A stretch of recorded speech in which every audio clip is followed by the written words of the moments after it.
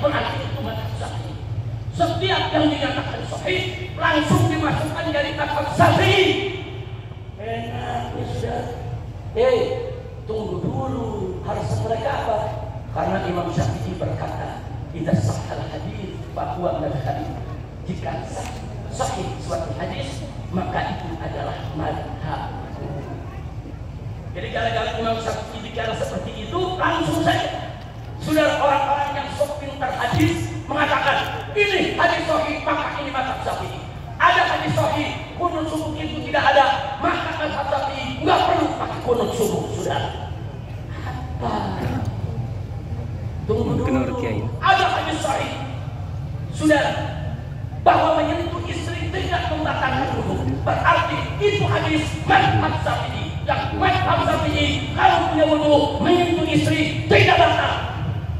Kok enak yang merubah-rubah mazhab orang sudah. Masya Allah, saya mau tanya di malam ini, jawab jangan? Jawab jangan? Kapan? Sekarang. Tahun depan deh. Udah malam kiai. Jawab sekarang. Mesti sekarang. Makanya perhatian deh, jangan ngobrol nih, serius, ini ilmu nih. Mau tahu gak? Betul? Yuk kita lihat sekarang. Ya, Al-Imam An-Nawawi radhiyallahu ta'ala anhu dalam muqaddimah kitab Al-Majmu' fi Sharh Muhaddab, saudara, beliau menjelaskan apa yang dimaksud dengan ucapan Imam Syafi'i, "Idza sahhal hadits fa huwa madhhabi." Jika suatu hadis itu sudah sahih, maka itu adalah madhabku. Yang pertama, yang boleh berpegang kepada kalam Syafi'i ini hanya boleh seorang mujtahid yang bisa menilai suatu hadis dan bisa istinbatul ahkam dari suatu hadis. Orang awam nggak boleh kalam Syafi'i tadi dijadikan sebagai alasan, saudara. Jadi kalau masih awam, jangan sok pinter, saudara, untuk saudara menerjemahkan dari apa yang dimaksud oleh Imam Syafi'i. Itu dulu yang pertama. Yang kedua, ini yang penting. Imam Nawawi radhiyallahu ta'ala anhu memberikan kita jalan. Kalau ada satu hadis sahih, jangan dulu diambil buat mazhab Syafi'i, dulu periksa dulu. Itu hadis pernah sampai ke Imam Syafi'i. Imam Syafi'i pernah bacanya itu hadis. Kalau Imam Syafi'i pernah sampai baca itu hadis, kenapa Imam Syafi'i tidak pakai? Apa alasan Imam Syafi'i tidak pakai? Ada apa? Apa ada dalil yang lebih kuat atau bagaimana? Jadi jangan sahih langsung ditarik ke mazhab Syafi'i dulu, saudara. Kalau ada dalil yang lebih kuat, kalau ada alasan yang lebih kuat, pantas saja itu hadis tidak dipakai oleh Imam Syafi'i radhiyallahu ta'ala anhu. Mau contohnya? Mau contohnya? Betul? Mari kita lihat. Di dalam hadis sahih riwayat Bukhari dan Muslim, hadis sahih dalam hadis sahih, Sayyidatuna Aisyah radhiyallahu ta'ala anha bercerita sudah bahwa suatu kali Nabi pernah sholat malam. Sayyidatuna Aisyah menceritakan beliau saat itu sedang tidur, kakinya dilonjorkan ada di arah kiblat Nabi. Setiap Nabi mau sujud, Nabi colek kaki supaya digeser. Namanya orang tidur sudah. Nah, kalau dicolek, ditarik oleh Sayyidatuna Aisyah. Ini hadis riwayat Bukhari Muslim. Hadis sahih, hadis sahih. Siapa yang melakukan itu? Nah di sini, saudara, ada orang seenaknya mengatakan ini hadis sahih. Nabi lagi sholat nyentuh kaki Siti Aisyah, nggak batal wudunya. Kenapa mazhab Syafi'i mengatakan menyentuh istri batal wudu? Ini hadis sahih. Hei umat mazhab Syafi'i, ikuti hadis ini, nggak batal kalau terkena istri kita punya wudu. Tunggu dulu, jangan main putusin begitu mazhab Syafi'i. Lanjut. Masih ada satu hadis lagi dalam Sahih Muslim, tambahan lagi satu. Siti Aisyah juga yang cerita. Kata Siti Aisyah, suatu malam faqadtu Rasulullah menghilangkan Nabi dari atas ranjang, dari atas tempat tidur. Kamar gelap, kamar apapun ada Nabi teman. Beliau merayap di dalam kamar yang gelap. Tahu-tahu beliau sentuh tumit Nabi. Begitu menyentuh kaki Nabi, sedang apa Nabi? Ternyata Nabi lagi sujud sholat malam sudah. Kaki disentuh, beliau dengar apa yang dibaca Nabi lagi sholat. Beliau lepaskan. Siti Aisyah kembali melanjutkan tidur. Wah, ini diganti dalil lagi tuh. Nabi lagi sholat, disentuh kaki sama istrinya, nggak batal wudunya. Kenapa mazhab Syafi'i bisa batal itu wudu? Seolah-olah mazhab Syafi'i nggak ngikutin hadis sahih. Betul. Ya, pandangan kan begitu sudah. Dia menipu umat saudara. Ini hadis sahih. Yang ini Bukhari Muslim, yang ini Sahih Muslim. Nabi sudah menyentuh kaki Siti Aisyah lagi sholat. Siti Aisyah menyentuh daripada telapak kaki kami lagi sholat. Nabi tetap sholat, tidak membatalkan sholatnya. Berarti menyentuh atau disentuh istri saat kita punya wudu tidak batal, karena ini hadis sahih. Berarti ini adalah mazhab Syafi'i. Luar biasa ngambil kesimpulannya kayak orang pinter. Jawab jangan. Jawab jangan. Atau saya kasih PR saja. PR ini kan banyak santri nih. Masya Allah, mau tahu jawabnya? Sudah. Imam Syafi'i tahu itu hadis. Siapa bilang Imam Syafi'i tidak tahu?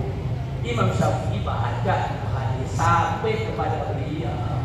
Dan ulama-ulama besar dalam mazhab Syafi'i juga tahu itu hadis. Nah, kalau tahu kenapa ditolak? Bukan ditolak, saudara.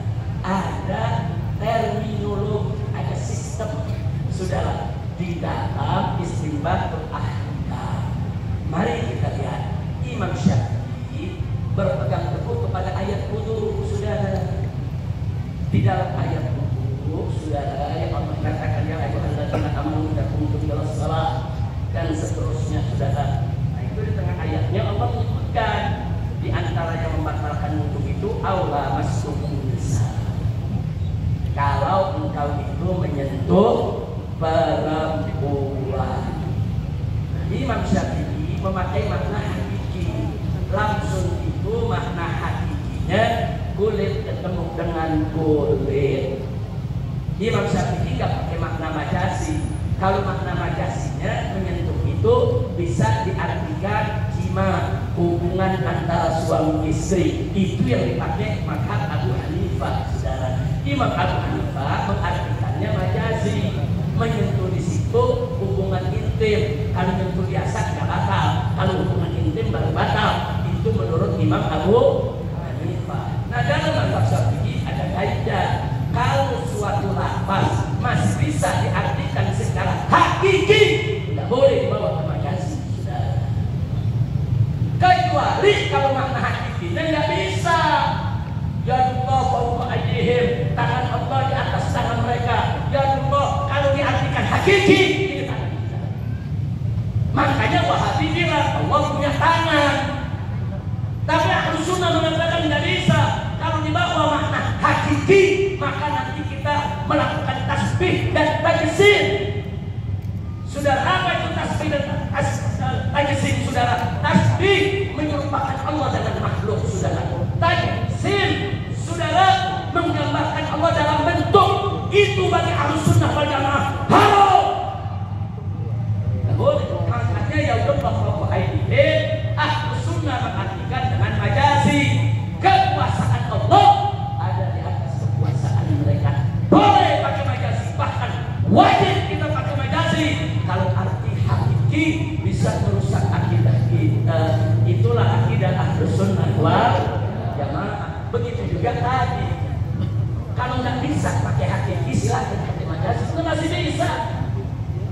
Ini masih bisa. Lamas tumbuh bisa. Arti hakikinya menyentuh. Yang menyentuh kulit ketemu kulit. Ini namanya menurut Imam Syafi'i. Ini artinya sharihul Quran. Ayat Qurannya sorry, jelas. Ayat Qurannya jelas. Menyentuh perempuan batal wudu.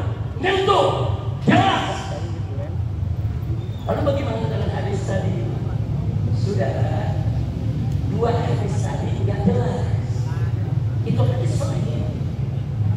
situasinya nggak jelas. Kok nggak jelas, Mas Riri? Di hadis yang pertama disebutkan Nabi nyolek kaki Siti Aisyah. Nggak diceritain dalam hadis. Siti Aisyah pakai selimut apa tidak? Dan hadis tidak diceritain. Nggak ada. Kalau nggak diceritain berarti muhtamal, saudara. Mungkin pakai selimut, mungkin enggak. Istimbal hukum jangan pakai mungkin. Nggak ada kata mungkin. Yang namanya orang tidur kebanyakan pakai apa? Selimut. Periksa dulu dong. Nggak ada keterangan. Karena tidak ada keterangan, ya itu hadis sahih. Kami percaya itu hadis sahih. Tapi isinya nggak jelas. Pakai selimut atau nggak pakai selimut? Sedangkan ayat Al-Qur'annya jelas. Sudah auratnya sumun nisa. Kau sentuh perempuan. Jadi Imam Syafi'i nggak mau. Masa yang jelas dikalahin sama yang nggak jelas? Masa Shurahul Quran dikalahkan dengan khabar ahad yang masih perlu penjelasan? Kira-kira jelas tidak? Lalu bagaimana hadis yang kedua? Kan Siti Aisyah pegang kaki Nabi, periksa dulu. Dulu Nabi sering pakai khuf, saudara. Kalau Nabi musafir, pakai khufnya 3 hari 3 malam. Kalau Nabi nggak musafir, apalagi di musim dingin, Nabi pakai khuf sehari semalam, saudara. Apa itu khuf? Sepatu kulit yang tak tembus air, saudara. Yang menutup seluruh lapisan jari kita dari ujung jari sampai menutup telapak.